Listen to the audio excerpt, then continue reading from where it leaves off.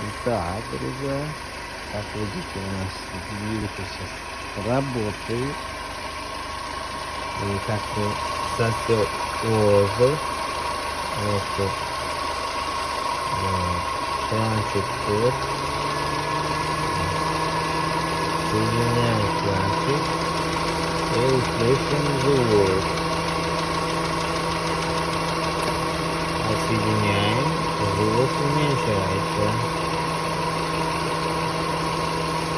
Обратно соединяем.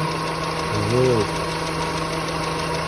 увеличивается, как будто у нас клапан стучит, а на самом деле вот всего лишь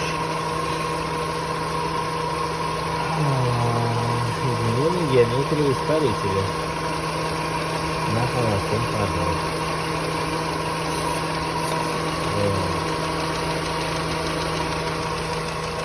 Так видно.